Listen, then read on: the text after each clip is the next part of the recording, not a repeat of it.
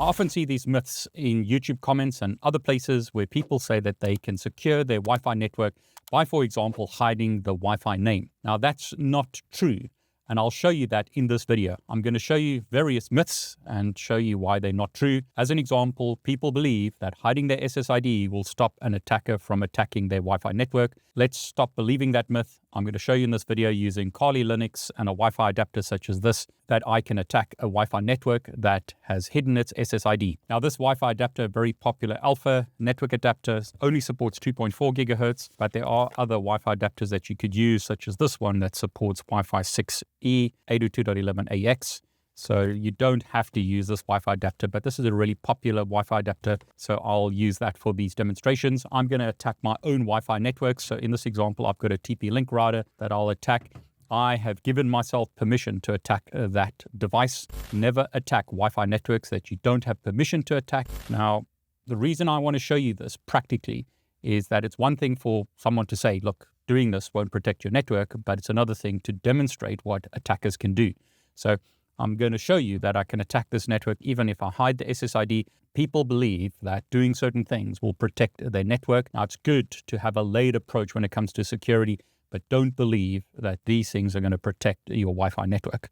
Okay, so without further ado, let me show you some of the myths with regards to Wi-Fi security and how attackers can break through those configurations or settings that people have configured on their Wi-Fi networks. Don't believe the myths with regards to Wi-Fi. I want to thank Proton for sponsoring this video, but I have a question. On their website, they say that they support end-to-end encryption. But how does that actually work if you're sending an email to someone who doesn't have a Proton mail account? Makes sense that you can encrypt messages from one Proton email user to another, but what happens if someone uses Gmail? So in this example, I'm using my Proton email account, and I'll send an email to a Gmail user. So this is a secure email. So notice I can set a time for this message to expire. So I could use the default or specify something else. I can also say that I'm sending this to a non-Proton mail user and then specify a password. So I'll just specify some random password here. This is my password. Obviously, you're going to want to use a better password than that, but let's assume that's the password for this email, and I'll say set and then send the email. So email has been sent. I can see that this message has now arrived. So if I select that, notice I'm told you have received an encrypted email from David Bombal. It expires at this time. Password hint is none, but I can click unlock message to unlock the message.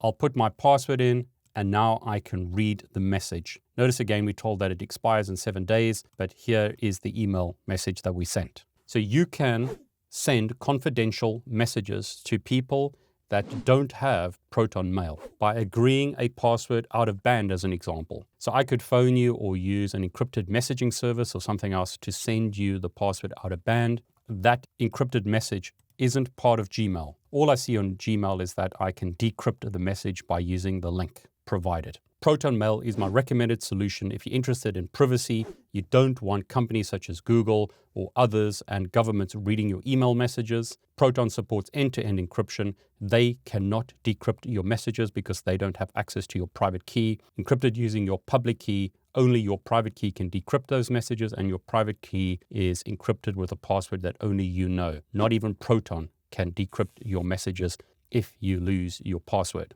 Big thanks to Proton for sponsoring this video and supporting my channel. Use my link below to sign up to Proton Mail. Highly recommend that you use them, again, if you're interested in privacy. The first so-called myth is that hiding your SSID or your Wi-Fi name will protect your Wi-Fi network. Now, doing these things can add a sort of a level of security, but doesn't really stop someone who knows what they're doing from attacking your Wi-Fi network. Now, to do this, I'm running Kali Linux within a virtual machine on my computer in front of me. I've also got an Alfa network adapter here. This is a very popular Alfa network adapter to use for Wi-Fi attacks, supports monitoring and injection mode. The problem with this one is it only supports 2.4 gigahertz, but there are others that support 5 gigahertz and other frequencies. So I'll plug that into my computer and I'm going to connect that to my virtual machine. In this case, Kali Linux 2024.1, and I'll click OK. So that's now connected. So what I'll do is open up a terminal. Okay, so first thing I'll do is iwdev. And as you can see, the Wi-Fi interface is connected, but it's in managed mode. Now, there are older commands that you can use. So you could use commands like ifconfig to see the interfaces on the virtual machine. As you can see here, Ethernet is displayed, but it hasn't got an IP address. And that's because I've disconnected the wired interface. The wired interface isn't connected. This virtual machine is configured to use NAT or network address translation, but I've disabled the Ethernet connection, so that's not used by the virtual machine. You can also see that WLAN 0, this Wi-Fi adapter, is connected. You can see that the light is on, indicating that it's working. Now, some people will complain if I use old commands, so you could use IP address to show you something similar. Notice loopback, Ethernet, no IP address, WLAN 0, no IP address at the moment. I could also use iwconfig, older commands, to see something similar. So WLAN 0, mode managed. Use the commands that you're used to. People who've been doing this for a long time, as an example, are in the habit of using the older commands rather than the newer commands. Both set of commands work on Kali. Okay, next thing we're going to do is clear all the background processes. So we're going to use sudo mon-ng check kill. I'll put in my Kali password, and as you can see, the WPA supplicant has been killed. Okay, next thing we're going to do is put the interface into monitor mode. Notice current interface is WLAN 0. That interface has been put into monitor mode so that we can inject packets and monitor the network. We can confirm that by using the command iwdev. Notice interface is WLAN 0 mon, whereas previously it was WLAN 0. Okay, what I'll do is clear the screen, and what we're going to do now is find all Wi-Fi networks in range. Now, various networks are shown. We can see the BSSID. We can see the ESSID. The ESSID is hidden for some of these networks, but that's not going to stop us. I'll stop the scan. The network that I want to attack is this one. Now, I know that because I'm attacking a network that I own. This is why some people would say this is better than showing your SSID, because there are various hidden ESSIDs here. So I could end up attacking the wrong network. Now, I'm seeing a bunch of networks here, but where you are, there may be fewer hidden networks. And a determined attacker may just decide to attack all of them, or look at the power of the network and determine which network is closer and attack that network. So I'm obviously really close to this Wi-Fi network, so that's the one I'm going to attack. So I'll make a note of the BSSID. I don't know what the name of the network is, but I see a length of 12. Another note here is that the channel is channel 4. So I'll say channel 4. I need that information for the next command.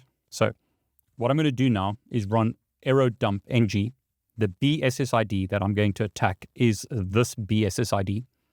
The channel I'm going to use is channel 4, and the interface is WLAN 0 mon.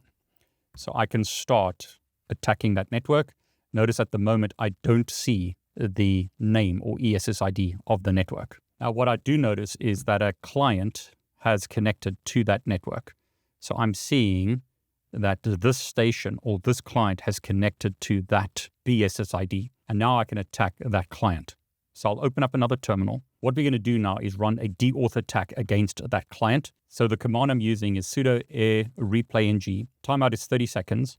MAC address that we're going to attack is this MAC address, and the interface we're going to use is WLAN 0 mon. Notice the ESSID is not visible at the moment, but what we're doing now is attacking that client. So what I'll do on the client is just make sure that I've connected to the network. Okay, what you might have noticed now is that the ESSID is visible. So I was able to send deauth messages to the client, and through that process, I was able to learn the name of the network. So the ESSID is now this. So don't believe the myth that hiding your SSID will stop people from attacking you. Through the simple process, I've been able to work out what the ESSID is, or what the name of the Wi-Fi network is, and now I can simply attack it.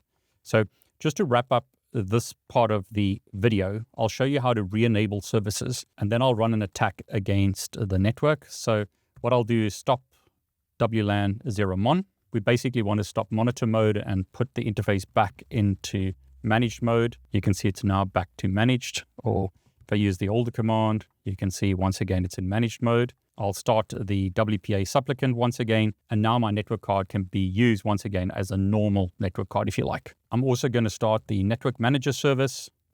Light is back on, so I can disconnect myself from the Ethernet network, and now I'd be able to connect to the internet if this device was connected to the internet. But basically what I've done now is I've restored this interface to being a normal interface that I could use rather than being used for monitor mode and injection mode.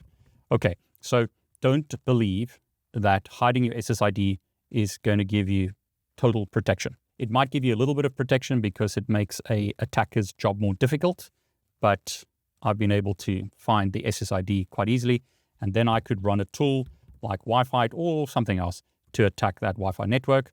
So what I'll do now is run Wifite. It's putting this interface card back into monitor mode, and then it's looking for the SSIDs. Okay, so I'm going to press Control-C now. Now, I don't need to know the name of your Wi-Fi network to attack it. So you can see this is the Wi-Fi network that we previously discovered the name of. I don't need that to attack the Wi-Fi network. I can simply attack it based on the MAC address. So I'll specify one. Various attacks are launched. Pixie dust attack is the first one. I'll skip out of that. I'm going to continue to the next attack. Null pin is another attack. I'll skip out of that, but continue. Pin attack is another one. I'll skip out of that and I'll continue. And basically what I'm going to do is skip through all of these and look for capturing of a handshake. You can see it's discovered a new client. So this phone is connected to the Wi-Fi network and it's trying to deauth it. You can see it's done that now. So it's deauthed the client, captured the handshake from the client and saved it. And then it's cracking that and it's found the password of Spider-Man. So just to reiterate, the BSSID of the network is this. I've discovered the name simply by running Wifite against the attack. But I've also shown you how I can discover the name of the network using other tools. So don't believe that hiding your SSID is going to stop an attack against your SSID. It kind of makes the job more difficult because now if I see a bunch of hidden SSIDs, I need to determine which one I'm going to attack, but it doesn't stop me from launching an attack against a Wi-Fi network. Now, once again, because this is on YouTube, I need to reiterate that this is my Wi-Fi network and I've given myself permission to attack it. I just want you to realize that there are various myths out there with regards to Wi-Fi security. And one of them is that if you hide your SSID, so the name of your network, then you're protected. That's not true. A determined attacker can simply work around that and use the MAC address of your Wi-Fi access point or find out the name of your Wi-Fi network and then attack it. Now, another common myth is that using MAC filtering will protect your Wi-Fi network. So in this example, on this TP-Link router, you can see that I've gone to access control and I have enabled access control using a whitelist, and the devices in the whitelist are this physical laptop, which is connected via an Ethernet cable to the router, as well as this Galaxy phone. So these two devices are the devices that are online and are permitted onto the Wi-Fi network. Now let's test how good this router is and let's see if I can connect to the Wi-Fi network. At the moment, I am not seeing available Wi-Fi networks here, and that's probably because I need to re-enable my interface. So if I do iwdev, notice it's in monitor mode at the moment, so we need to put it back into managed mode. So to do that, I'm going to stop monitoring. So that's been done. I'm going to start the WPA supplicant. Notice this interface at the moment, everything's disconnected. But when I start the network manager, things should get better, as in I should be able to connect to a wired network. And now I see available Wi-Fi networks. And now I can connect to a hidden Wi-Fi network. I have worked out that the name of this Wi-Fi network is this. And I know that the password is Spider-Man. So I can put that in there. Most people in home networks are going to be using WPA and WPA2 personal. So I can connect to that network and notice it's trying to connect at the moment. And there you go, I've connected.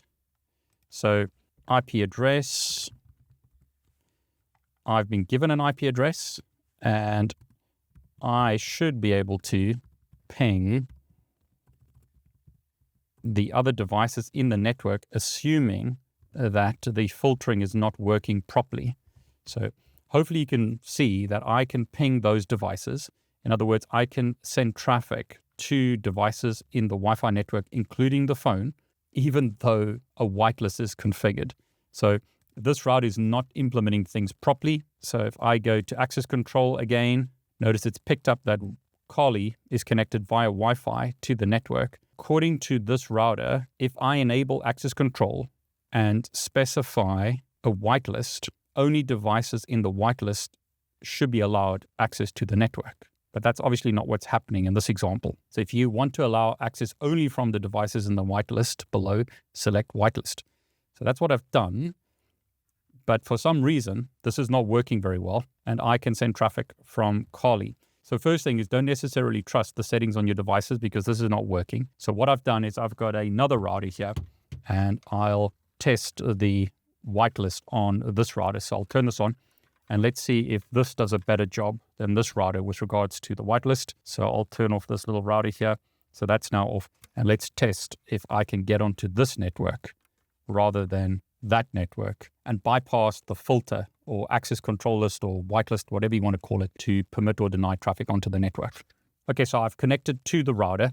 Again, that's this router over here, a new TP-Link router that's got access control enabled. As you can see here, my Galaxy phone is connected, that's permitted, as well as my laptop. My laptop is connected via Ethernet. The Samsung phone is connected via Wi-Fi. Access control is enabled using a whitelist, so only these devices should be allowed on the network. So in Kali, what I'll do is try and connect to that network.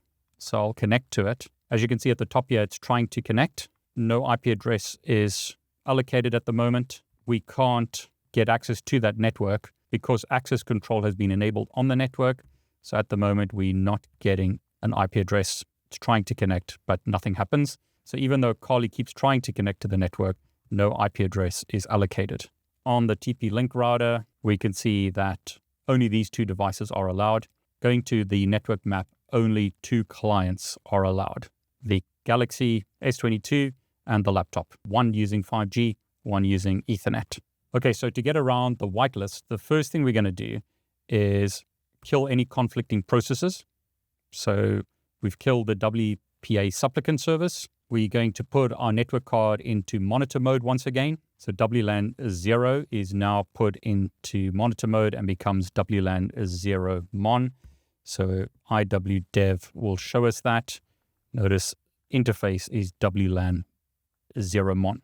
So the next step is to run aerodump ng against the BSSID of the network. I previously discovered the BSSID of the network. Have a look at the previous part of the video where I showed you how to get the BSSID. This one is a different one, so I simply used Wifite to determine the MAC address of the network, or you could use the command that I showed you previously. This is the band, so are we using A, B, or G?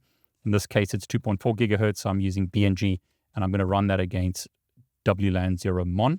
So you can see ESSID is over there. There's the BSSID of the network. So what we want to look for is a station that connects to that network. So what I'll do is get this phone to connect back to the network. Okay, so there's the client MAC address. So I can take that MAC address now and then use that MAC address. So change my Kali's MAC address to that so that I pretend to be that client. Okay, so what I'll do is turn off monitor mode. So IWDev shows me that we're back in managed mode. I'll start the WPA supplicant once again. Now this wasn't enabled, but I'll simply make sure that network manager is stopped. That was previously stopped, but just make sure that you have that stopped before you change the MAC address. I'm going to take the WLAN 0 interface down. So sudo IP link set dev WLAN 0 down. And now I can change the MAC address of the Wi-Fi interface. So I'm making my Wi-Fi interface this. If I do the command IWDev, if this is the new MAC address of my interface, IP address will show us that this is the new MAC address, but this is the permanent MAC address. So I've now changed the MAC address of my interface card to be this. Now, some people like MAC changer, but we've had problems with MAC changer, so that's why we're doing it this way. Next step is to bring the WLAN 0 interface up. and start Network Manager. Okay, so hopefully now I'll be able to connect to the Wi-Fi network. So I've disconnected the Ethernet network. I need to put in my password to connect to the Wi-Fi network. So I'll put that in, Spider-Man. And hopefully now I'll be able to connect to that network. So if I look at IP address, notice I've been given an IP address. Previously, I wasn't given an IP address, but the router has now given me an IP address, and I should be able to ping another device on the network. So if I look at the TP-Link router, notice the whitelist has the Galaxy S22 as well as the laptop. If I look at my network map and clients, I've got the laptop with IP address 41 here and the Galaxy with IP address 29. That's the IP address I've been given, so I'll ping the laptop, so 41. And notice the pings succeed. I can send traffic from my Kali virtual machine through the Wi-Fi network to the physical laptop. Notice I have disabled the wide connection on this machine, so the traffic is going via the Wi-Fi network. Only connection I have is Wi-Fi on this virtual machine, so it's going through the Wi-Fi to the physical laptop. The TP-Link router believes that my Galaxy phone is connected to the network and my laptop. Those are the only two devices that are allowed. But I've been able to circumvent the whitelist by changing the MAC address of my Kali machine to that MAC address. Again, this is the MAC address of Kali. That is the burnt-in address or permanent MAC address, but this is the MAC address that's being used. So my TP-Link router believes that it's the phone that's connected, but in actual fact, it's the Kali virtual machine that's connected. Now, some people may ask this, can the phone and the laptop be connected at the same time? So I'll connect the phone back to the network. And what I've found is that it sometimes works, sometimes doesn't work. Ideally, what will happen is the client will not be on the network when the Kali machine is connected to the network. Otherwise, they'll interfere with one another. So I can try and ping the Windows computer, but notice we're having problems at the moment because even though this is connected, the phone is also connected. So if I disconnect the phone now, hopefully things will work better. And there you go. I can ping the Windows computer from the Kali machine. Now, this is a basic Ethernet principle or Wi-Fi principle. If two devices are using the same MAC address on the same network, that's going to cause problems. So ideally, the client will get off the network at some point, and then I'll have full access to the network using the Kali machine. Okay, so there are two myths. Hiding your network name will protect you. That's not true. I can attack your network just by using the MAC address. I don't need the name to attack the network, and I can discover the name of the network. So that's not going to stop a determined attacker from attacking a network. And number two, MAC address filtering or whitelisting or some kind of access control will stop a device from accessing your network. That's also not true because the attacker can find out the MAC address of a client on your network and then change their MAC address to be that client, and then they can access the network. Now, it's not going to always work perfectly because if that client and the attacker are on the network at the same time, there may be issues with the sending of traffic. But the point is that the attacker could get access to your network and then maybe change settings in your network. Now, a question people may have is, how do you better protect yourself? Now, the first thing you want to do is use a good password. Don't use a password like Spider-Man. Don't use a password that can easily be cracked. So make sure that you use a long, complicated password for your Wi-Fi network. Second thing is make sure that you use WPA3. Don't use WPA2 here, where I can knock off clients or disconnect clients, so do a de-authentication attack against the client and then capture the handshake. So use WPA3 if you can.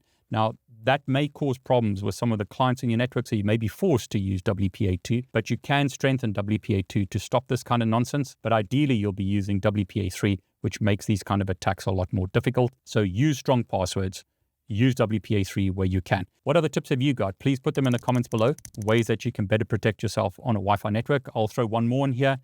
Don't put IoT devices on the same VLAN or the same network as your important devices. So make sure that you put them on a different Wi-Fi network or a different VLAN, something totally separate to your important devices. IoT devices are notoriously bad from a security point of view.